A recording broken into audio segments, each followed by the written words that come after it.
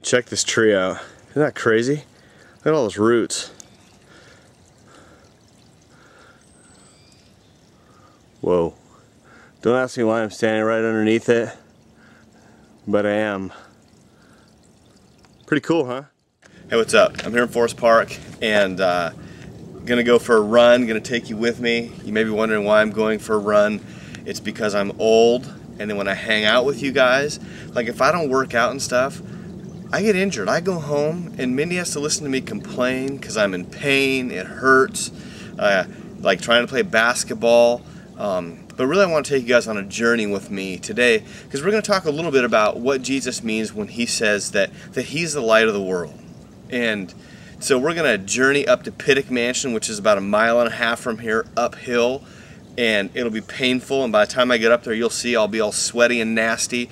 But I'm doing this because I want to talk to you guys about something today that I think is really important. What does Jesus mean when he says that he is the light of the world? And what does he mean, which I'm going to read you guys here in a little while, when he says that he knows where he came from and where he's going? So, you guys ready? Let's go. I just stopped and checked the sound quality of the video, and I have to confess, this may not be a good idea. For a couple reasons. One, I look like an idiot. I sound stupid, and I'm going to take you running with me, but I'm still going to do it anyway, so we're going to try it out. Not exactly sure if you ever tried to run in video, but it's hard.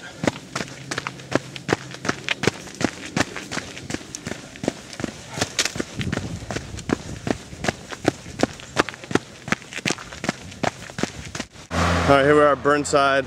Have to get across without getting hit. So we're going to make sure and look both ways before we cross the street like our parents said. Whoa, this guy's cruising. Whoa. So we're going to cross, that's where we're going, right over there. So hopefully we'll make it across without getting hit. Here we are, we made it.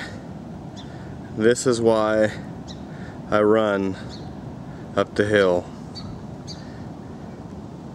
Is to see our city. I always wonder what the significance of the words of Jesus are when he says, "You are the light of the world." And then he says that he is the light of the world. I wonder what it looks like for him to be the light of Portland. I wonder what it looks like for him to be the true light of each of our lives. Man, that's so cool to me. I love journeying with you as students, having the opportunity to engage your lives and to process life with you. And in that process and in life, I always wonder what it would look like and be like for each of us to truly be the lights of our school, of our homes, of this church. This church needs us. Jesus says that he is the light of the world. What does that mean? What does it mean to a 13-year-old teenage girl trying to discover who she is? What does it look like for a 16-year-old boy going to get his license, trying to get up the guts to talk to a girl for the first time? What does it look like for us to be the light to each other in hard times? Man, I don't know, but I do know that God has something so radical in store for all of us. In this passage of scripture, Jesus talks about he is the light. He goes, "I am the light." You know, one of the things as I stand here, you can see part of my face is in the shadows and part is in the light. One of the things that Jesus says is that if he's the light of the world, then everything is revealed. You can see my whole face. And you know, one of the things I've been thinking about is when we live in that light, nothing is hidden. There is so much freedom in our lives when nothing has to be hidden. When everything we do is transparent. And as teenagers, that's hard. As an adult, that's hard. That's why I have an accountability partner. I have my accountability partners and my wife specifically so that I can be transparent. I want to be in the light as he is in the light, as we saw in that skit earlier tonight. And we're going to run back down now after we just take another glimpse at this city. But as we do, I'm going to talk to you guys one more time about something else that God's kind of been talking to me about out of this passage of scripture. Isn't that cool? If you ever want to run up here, let me know. Jesus, as he was talking to people right after he said that he is the light of the world in John 8:12 and 14, he says, I know where I come from and where I'm going. He knew where he came from and where he's going. And right here, there's a junction on the trail, and that road, that path goes down somewhere. There's another path right over there that you may be able to see as it starts heading up the hill. But right there is where we came from. And I've run this trail enough to know that that's where I need to go. One of the only ways I'm able to make it up and down this crazy hill is that I run it enough that I know when I'm going to get to a place where I can have a little bit of a breather, because this hill is tough. I know where I'm going and I know where I came from. And that's the only thing that helps me get up this hill. Jesus in his life says that he knew where he came from and where he was going. Jesus also promised us that we would have that same kind of understanding. Jeremiah 29:11, I know the plans I have for you, declares the Lord, plans to prosper you and to keep you and to guide you.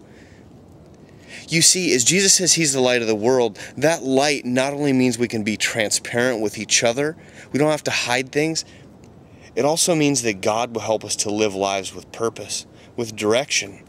Can you accomplish great things without God? Yeah, possibly. Can you accomplish spiritually monumental things without God? No way. With God, all things are possible. Why is this even important? I believe that you know that answer within yourselves. I believe we all do. Because without God, there's something missing.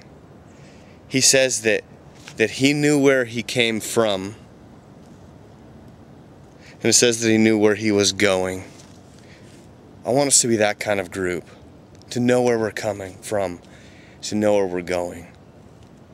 Have you ever wondered what it's like for a squirrel? This is called squirrel vision.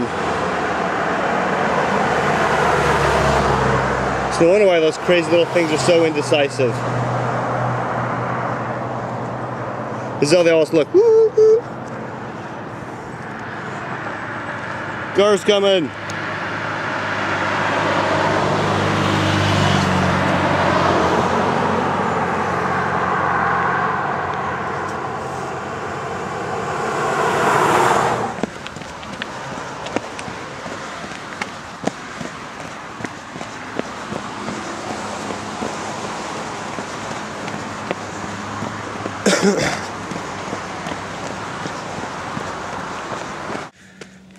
Back, made it.